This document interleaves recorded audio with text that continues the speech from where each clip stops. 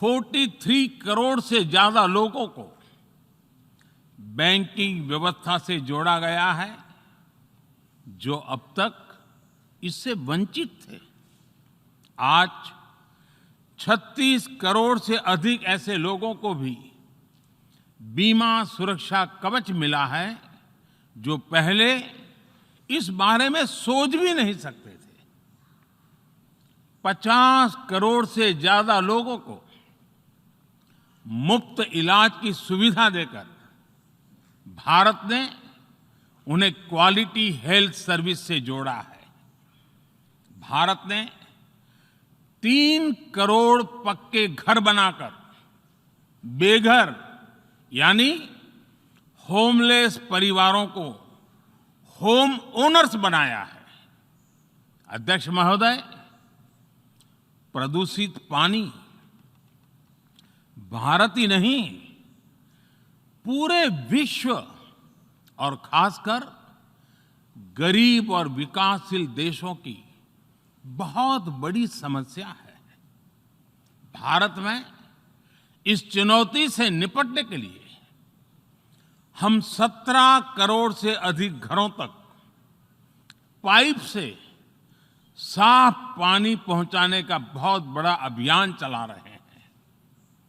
विश्व की बड़ी-बड़ी संस्थाओं ने ये माना है कि किसी भी देश के विकास के लिए वहां के नागरिकों के पास जमीन और घर के प्रॉपर्टी राइट्स यानी ओनरशिप का रिकॉर्ड होना बहुत जरूरी है।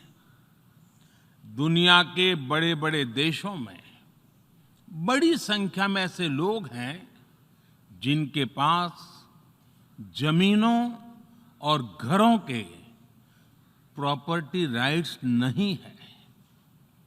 आज हम भारत के 6 लाख से अधिक गांवों में ड्रोन से मैपिंग कराकर करोड़ों लोगों को उनके घर और जमीन का डिजिटल रिकॉर्ड देने में जुटे हैं। ये डिजिटल रिकॉर्ड प्रॉपर्टी पर विवाद कम करने के साथ ही access to credit, bank loan तक लोगों की पहुंच बढ़ा रहा है। अध्यक्ष महोदय, आज विश्व का हर 6ठा व्यक्ति भारतीय है। जब भारतीयों की प्रगति होती है तो विश्व के विकास को भी गति मिलती है। When India grows, the world grows. When India reforms, the world transforms. Bharat में हो रहे साइंस और टेक्नोलॉजी आधारित इनोवेशंस विश्व की बहुत मदद कर सकते हैं। हमारे टेक सॉल्यूशंस का स्केल और उनकी कम लागत दोनों अतुलनीय है। हमारे यूनिफाइड पेमेंट इंटरफेस यूपीआई आज भारत में हर महीने 350 करोड़ से ज्यादा ट्रांजैक्शन हो रहे हैं। भारत का वैक्सीन डिलीवरी प्लेटफॉर्म कोविन एक ही दिन में करोड़ों वैक्सीन डोज लगाने के लिए डिजिटल सपोर्ट दे रहा है। अध्यक्ष महोदय, सेवा परमो धर्मः, सेवा परमो धर्मः को जीने वाला भारत सीमित संसाधनों के बावजूद भी वैक्सीनेशन डेवलपमेंट और मैन्युफैक्चरिंग में जी जान से जुटा है। मैं यूएनजीए को ये जानकारी देना चाहता हूं कि भारत ने दुनिया की पहली डीएनए वैक्सीन विकसित कर ली है। जिसे 12 साल की आयु से ज्यादा के सभी लोगों को लगाया जा सकता है।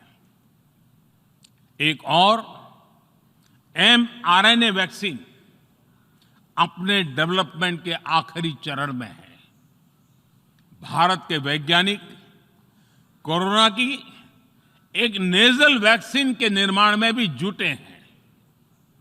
मानवता के प्रति अपने दायित्व को समझते हुए भारत ने एक बार फिर दुनिया के जरूरतमंदों को वैक्सीन देनी शुरू कर दी है।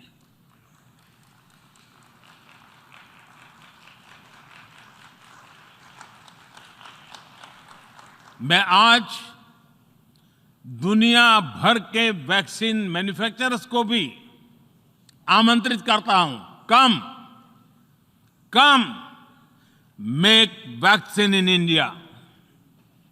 अध्यक्ष महोदय, आज हम सब जानते हैं कि मानव जीवन में टेक्नोलॉजी का कितना महत्व है, लेकिन बदलते हुए विश्व में टेक्नोलॉजी विथ डेमोक्रेटिक वैल्यूज, ये सुनिश्चित करना भी आवश्यक है। भारतीय मूल के डॉक्टर्स, इनोवेटर्स, इंजीनियर्स, मैनेजर्स किसी भी देश में रहें, हमारे लोकतांत्रिक मूल्य उन्हें मानवता की सेवा में जुटे रहने की प्रेरणा देते रहते हैं। आज विश्व के सामने रिग्रेसिव थिंकिंग और एक्सट्रीमिज्म का खतरा बढ़ता जा रहा है। इन परिस्थितियों में पूरे विश्व को साइंस बेस्ड रैशनल और प्रोग्रेसिव थिंकिंग को विकास का आधार बनाना ही होगा। साइंस बेस्ड अप्रोच को मजबूत करने के लिए भारत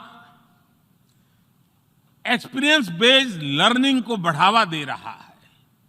हमारे यहां स्कूलों में हजारों अटल टिंकरिंग लैब्स खोली गई हैं, इंक्यूबेटर्स बने हैं और एक मजबूत स्टार्टअप इकोसिस्टम विकसित हुआ है। अपनी आजादी के 75 वर्ष के उपलक्ष्य में जब हम आजादी का अमृत महोत्सव मना रहे हैं, भारत 75 ऐसे सैटेलाइट्स को अंतरिक्ष में भेजने वाला है जो भारतीय विद्यार्थी स्कूल कॉलेजों में बना रहे हैं। अध्यक्ष जी, दूसरी ओर रिग्रेसिव थिंकिंग के साथ जो देश आतंकवाद का पॉलिटिकल टूल के रूप में इस्तेमाल कर रहे हैं, उन्हें ये समझना होगा कि आतंकवाद उनके लिए भी उतना ही बड़ा खतरा है। ये सुनिश्चित किया जाना बहुत जरूरी है कि अफगानिस्तान की धरती का इस्तेमाल आतंकवाद फैलाने और आतंकी हमलों के लिए न हो। हमें इस बात के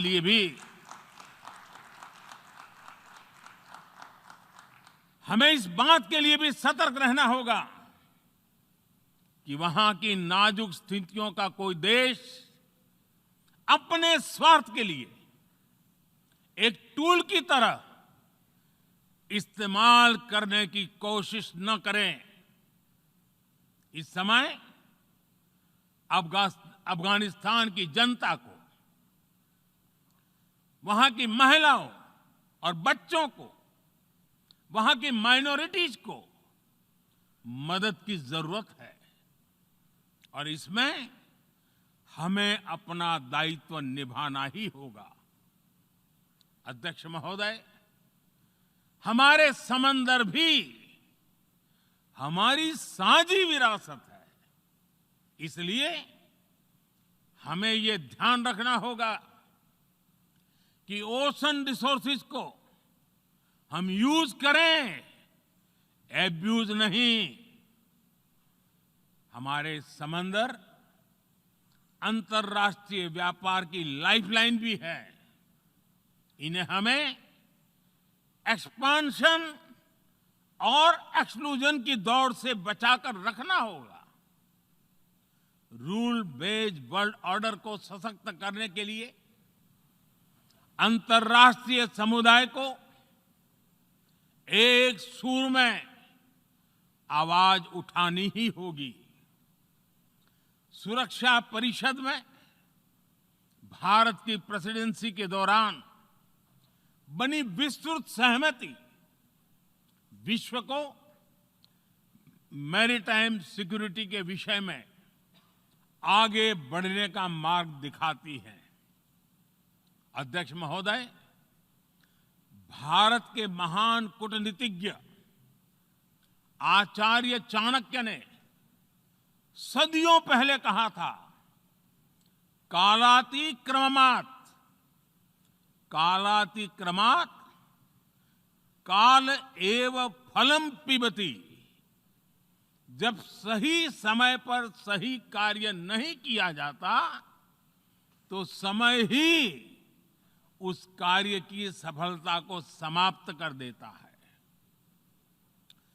संयुक्त राष्ट्र को खुद को प्रासंगिक बनाए रखना है तो उसे अपनी इफेक्टिवनेस को सुधारना होगा, रिलायबिलिटी को बढ़ाना होगा।